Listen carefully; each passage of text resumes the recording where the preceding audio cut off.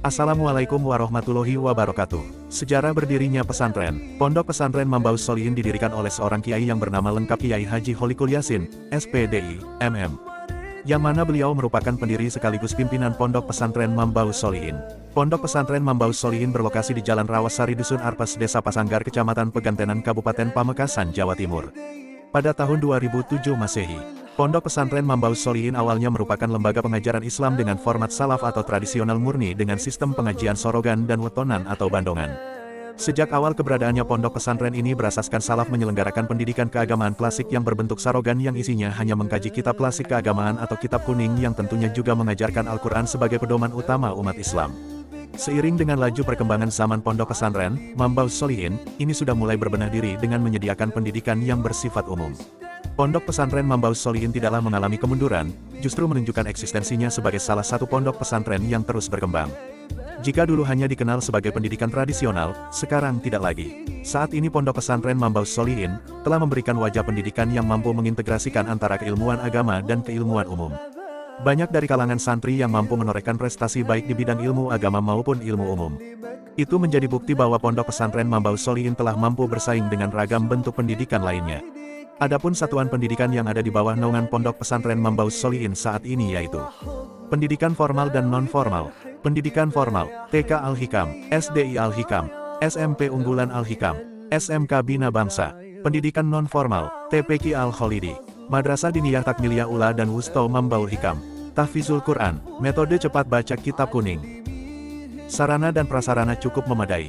Asrama Satri Putra dan Putri, ruang kelas putra dan putri, laboratorium komputer, ruang konveksi, tempat ibadah dan lain-lain. Data santri saat ini berjumlah 185 orang, laki-laki 98 orang, perempuan 86 orang.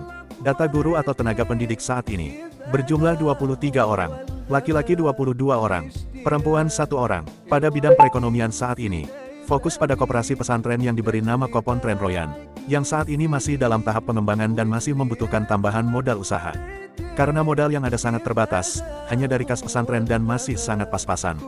Rencana ke depannya, pengurus Kopontren Royan telah menyusun program kerja tahun 2025. Menetapkan kebijakan, arah, sasaran serta target yang ingin dicapai sebagai berikut. 1. Menyempurnakan SOP dan mengembangkan sistem informasi teknologi untuk mendukung pengadministrasian data yang lebih baik. 2. Meningkatkan dan menjaga citra baik Kopontren Royan. 3. Melengkapi sarana dan prasarana kerja sesuai dengan kebutuhan dan keuangan Kopontren. 4. Meningkatkan hubungan dan kerjasama dengan instansi pembina terkait dan koperasi, serta badan usaha lainnya.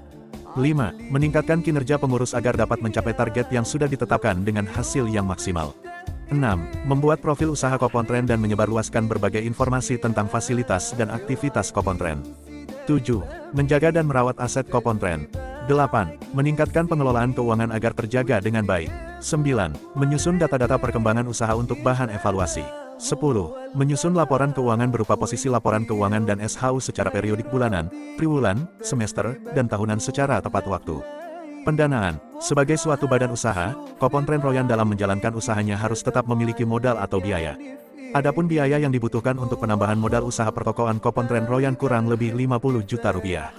Yang akan dipergunakan untuk penyediaan alat kerja etalase, rak, bahan habis pakai, stok awal barang, biaya operasional produksi, rehabilitasi sarana, administrasi dan pendukung. Dengan harapan semoga dengan adanya program inkubasi bisnis pesantren tahun 2025 ini, Pondok Pesantren Mambaus Sholihin terpilih sebagai penerima bantuan tersebut. Sekian dan terima kasih. Assalamualaikum warahmatullahi wabarakatuh.